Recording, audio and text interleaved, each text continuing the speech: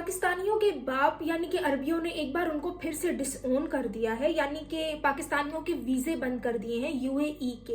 ये किस वजह से हुआ उस पर हम बाद में बात करते हैं।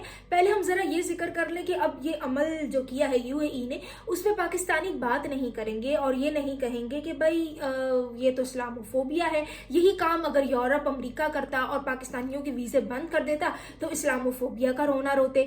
लेकिन चूंकि अब ये उनके अपने बापों ने, उनके इस्लामी बाप यानी कि अरबियों ने किया है तो इनको कोई मसला नहीं है। और यूएई ने क्यों ऐसा किया तो वो बताते चलें कि जी कहते हैं कि पाकिस्तानी आके क्रिमिनल एक्टिविटीज़ करते हैं, ह्यूमन ट्रैफिकिंग में इन्वॉल्व हैं, ख़वातीन इनकी प्रोस्टिट्यूशन में इन्वॉल्व हैं, मर्द इनके बैगिंग में इन्वॉल्व हैं, चोरी डकैती में इन्वॉल्व हैं। ना सिर्फ ये बल्कि जब ये आते हैं यहाँ पे तो भारत के और यूएई के जो आपसी के ताल्लुकात हैं उनको भी ख़राब करने की कोशिश करते हैं अपने सोशल मीडिया हैंडल्स के ज़रिए।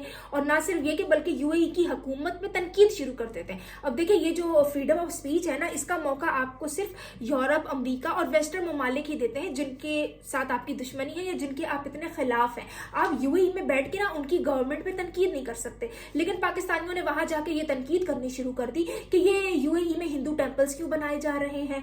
तो जी ये जो ज़्यादा मुसलमान हैं, अरबियों से ज़्यादा मुसलमान जो पाकिस्तानी हैं, उन्होंने जब ऐसी बातें की ना अपने सोशल मीडिया के हैंडल्स पे तो उस पर यूएई ने एक्शन ले लिया। और वो एक्शन उन्होंने सिर्फ कुछ लोगों के लिए नहीं लिया बल्कि तमाम पाकिस्तानियों के वीज़े बंद कर दिए। और अब जो पाकिस्तानी जा सकते हैं यूएई में वो सिर्फ डिप्लोमेट्स या ऑफिशियल्स होंगे जो कि अपने ब्लू पासपोर्ट पे जाएंगे।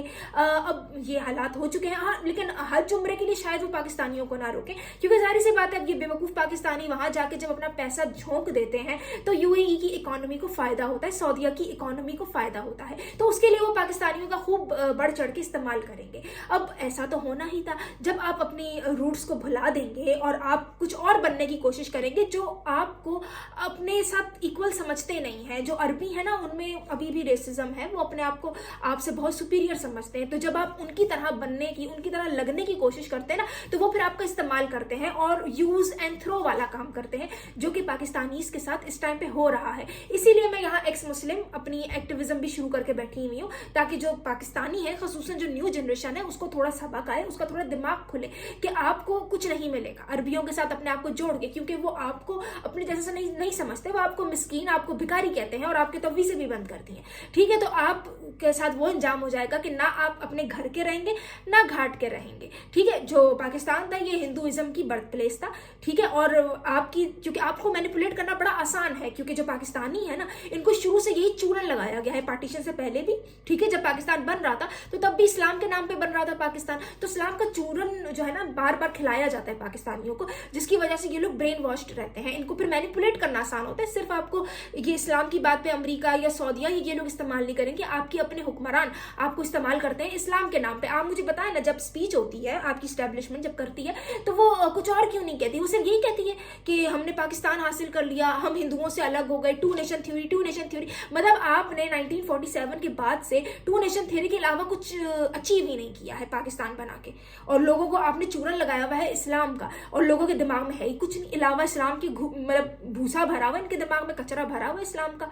तो ये कब अपने बारे में थोड़ी सोचेंगे, अपनी तरक्की के बारे में कि इनकी क्या लिविंग स्टैंडर्ड बढ़ रहे हैं, इनके बच्चों में तालीम है नहीं है। इस्लाम का चूरन लगाया हुआ है और इनको ये लगाया हुआ कि भाई क्योंकि तुम लोग बेचारे मुसलमान हो, तुम लोगों के खिलाफ तो पूरी दुनिया साजिश कर रही है, तुम लोगों की जिंदगी तो मुश्किल होगी, तुम लोगों को जाके 72 हूरों को ही चेस करना है, उसके अलावा तुम लोगों का कोई मकसद नहीं है। तो आप ब्रेन वॉश तो रहोगे और फिर आपको इस्तेमाल करेंगे। आपको कभी सऊदीया इस्तेमाल करेगा, कभी अमेरिका इस्तेमाल करेगा।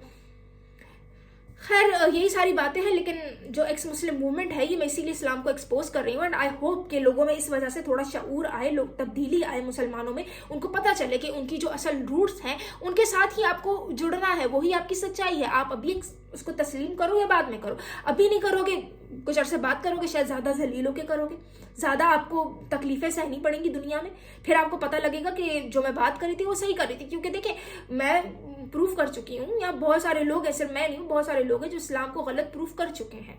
ठीक है, और ऑलरेडी कर रहे हैं, हम इस पर बात कर रहे हैं। तो अगर आप अभी नहीं संभलेंगे तो आपको, ठीक है, आप अड़े रहे, अपनी जिद में लगे रहे कि आप मुसलमान हैं, आपको मुसलमान बनना है। हालांकि इस्लाम एक ऐसी आइडियोलॉजी है जो दीमक है, जो दीमक की तरह लोगों को चाटती है, लोगों की सिविलाइजेशन खा जाती है।